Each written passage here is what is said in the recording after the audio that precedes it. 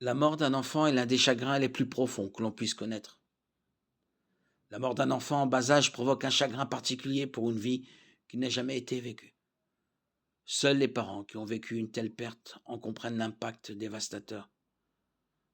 Cependant, les grands-parents, les frères et sœurs et les amis sont eux aussi confrontés à ce chagrin. Ce chagrin s'accompagne d'une question. Pourquoi?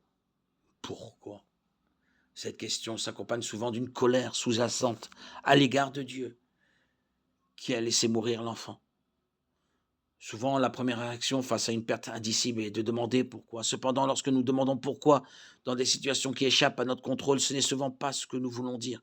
Ce que nous voulons vraiment savoir, c'est si Dieu est encore aux commandes d'un univers qui inflige de telles souffrances.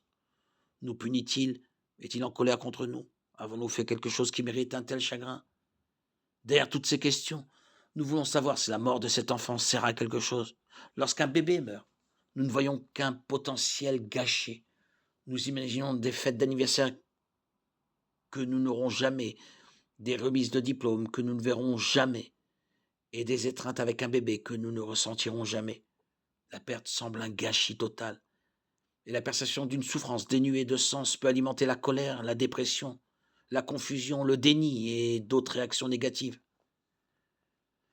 Mais lorsque les premières vagues de chagrin sont passées, nous pouvons être prêts à poser la vraie question. Dieu, la mort de cet enfant et la douleur qui l'accompagne, servent-elles à quelque chose? Le psaume 131 est un passage incontournable lorsque la vie nous assaille d'événements trop lourds à porter, comme une fausse couche ou la mort d'un bébé.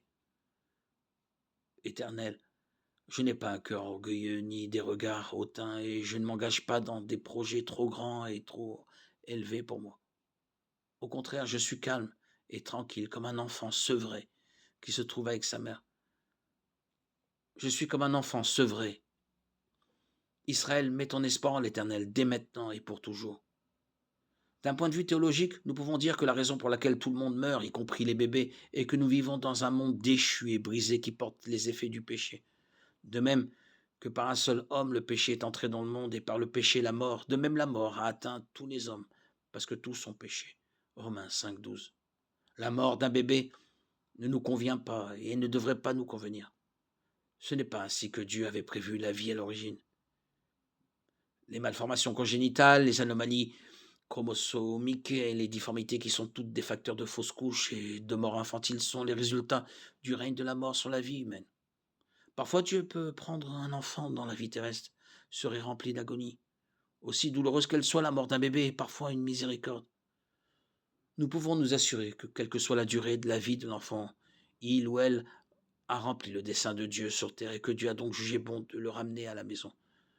Nous pouvons faire des déclarations générales sur le péché, la mort et la difformité, mais nous ne pouvons pas savoir pourquoi les bébés meurent parce que nous ne sommes pas Dieu. Nous n'avons pas la capacité de voir dans le passé et l'avenir comme Dieu peut le faire. Nous ne connaissons pas le but d'une myriade de choses que Dieu fait ou permet, mais nous trouvons du réconfort en nous précipitant vers lui comme un petit enfant et en nous reposant sur sa sagesse supérieure. Il nous dit que ses pensées ne sont pas nos pensées et que ses voix ne sont pas nos voix. Ésaïe 55, 9. Et nous nous en réjouissons. Sa perspicacité n'est pas limitée par nos esprits finis.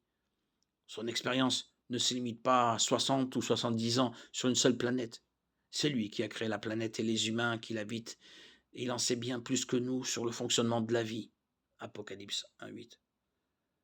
Il n'est pas indifférent à nos peines, mais il connaît déjà la suite de l'histoire.